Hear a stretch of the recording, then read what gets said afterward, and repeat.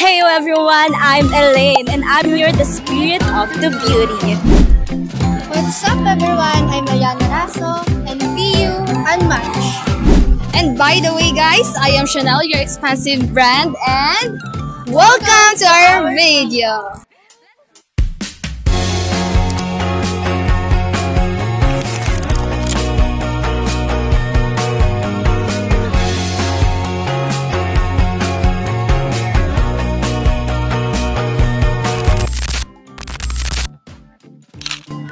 Sinimulan po namin yung araw namin by of course worshiping God.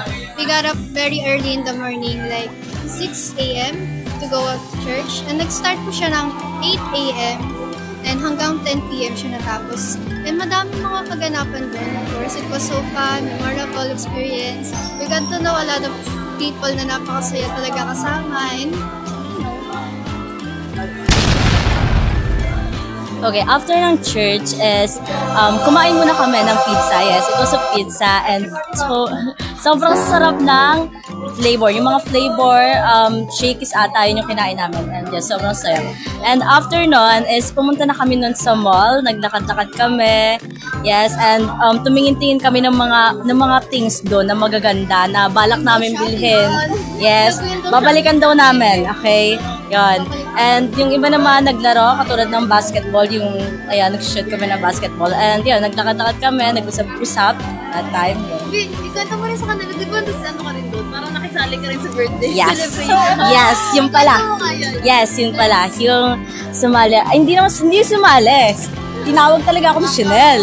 Yung birthday celebration. Kung sino ba daw yung my birthday sa September. Yung mga September babies. And yes, that was really fun talaga. So, yun na nga, after church, tama yung sinabi ni Lane, pumunta kami ng mall. And then, alam niyo ba, habang sumasakay kami, may conductor kaming kasama. Si Dad, which is si Jerome. Parang ang saya siya kasi from morning hanggang naghapon, di ba, ang saya natin. Like, yun, nag-SM kami.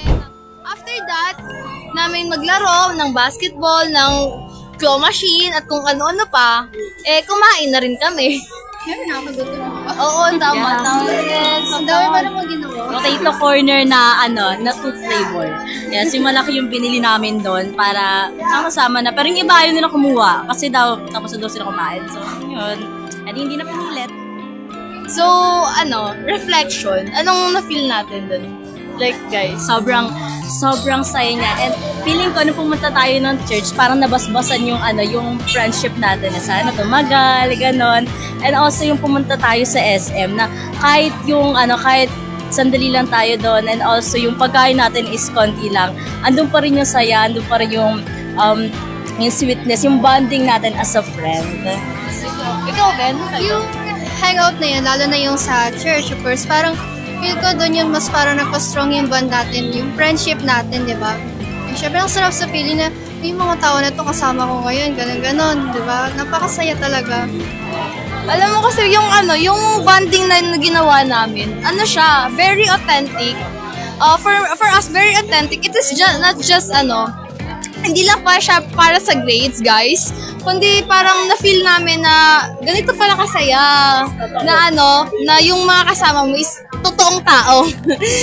Yung parang yung your safe place, your homies, ganun. So, yun lang po. I hope you enjoy this video.